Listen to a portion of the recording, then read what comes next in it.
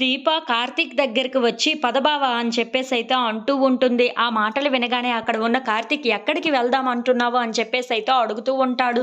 ఇంతలో అక్కడ ఉన్న దీప మాత్రం మనం గుడికి వెళ్దాం పద గుడిలో నువ్వు నాకు తాళి కట్టేస్తే సరిపోతుంది.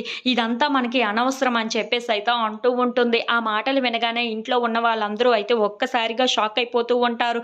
ఇంతలో అక్కడ ఉన్న కార్తీక్ మాత్రం ఏం మాట్లాడుతున్నావు దీప? మన కోసం అని చెప్పి సుమిత్ర, దశరథ మామయ్య, అత్తయ్య వాళ్ళు ఇప్పుడు ముందుకు వచ్చారు. పెళ్లి ముహూర్తాలు కూడా తీసేశారు. అలాంటప్పుడు మళ్ళీ ఇవేం మాటలు అని చెప్పేసి అయితే అడుగుతూ ఉంటాడు. ఆ మాటలు వినగానే అక్కడ ఉన్న దీప మాత్రం నువ్వు ఎవరి ముందు తలదించుకోవటం నాకు ఇష్టం లేదు. అసలు నువ్వు తగ్గి ఉండడమే నాకు ఇష్టం లేదు. నువ్వు ఎప్పుడు తల ఎత్తుకొనే బ్రతకాలి బావా అని చెప్పేసి అయితే అంటూ ఉంటుంది. ఆ మాటలు విని అక్కడ ఉన్న కార్తీక్ అయితే దీప వైపు అలా చూస్తూ ఉండిపోతాడు. అవును, నా వలన నువ్వు అందరి ముందు తలదించుకొని అందరినీ బ్రతిమలాడడం నాకు ఇష్టం లేదు బావా.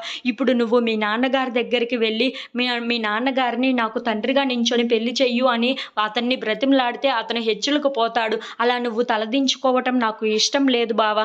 అందుకే పద గుడిలోకి వెళ్ళి గుడిలో పెళ్లి చేసేసుకుంటే సరిపోతుంది కదా అని చెప్పేసి అయితే అంటూ ఉంటుంది. ఆ మాటలు వినగానే అక్కడ ఉన్న కార్తీక్ మాత్రం ఏం మాట్లాడుతున్నావు దీప? ఇప్పుడు ఇదంతా జరుగుతుంది ఎందుకు? ఏది జరిగినా సరే మనం వాళ్ళ ఇంట్లో ఉన్న వాళ్ళందరి ముందు మనం పెళ్లి జరుపుకోవాల్సిందే అని చెప్పేసి అయితే అంటూ ఉంటాడు. అలా వాళ్ళిద్దరూ అయితే చాలా గొడవ పడుతూ ఉంటారు. లేదు, నేను చెప్పిందే జరగాలి, నేను చెప్పిందే జరగాలి అని చెప్పేసి అయితే వాళ్ళిద్దరూ గొడవ పడుతూ ఉంటారు. ఇంతలో అక్కడ ఉన్న కార్తీక్ మాత్రం దీప, నేను చెప్తున్నాను కదా నువ్వు విను. ఇప్పుడు డ్యూటీకి కూడా టైం అయింది. నువ్వు ఇక్కడి నుండి మర్యాదగా వెళ్ళి అక్కడ డ్యూటీ చెయ్యి. నేను తొందరలోనే అక్కడికి మళ్ళీ వస్తాను, 1 గంట టైం తీసుకొని అని చెప్పేసి అయితే అంటూ ఉంటాడు. ఆ మాటలు విని అక్కడ ఉన్న దీప అయితే ఒక్కసారిగా షాక్ అయిపోతూ ఉంటుంది.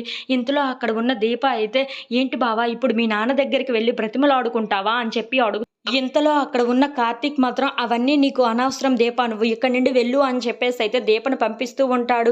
ఎలాగైనా సరే దీప, నీకు మాట ఇచ్చాను, నీ తల్లిదండ్రుల చేతుల మీదలుగా మన పెళ్లి జరుగుతుందని. ఆ పెళ్లి జరిగి తీరుతుంది తన మనసులో అనుకుంటూ ఉంటాడు. If you like this video please like, share and subscribe.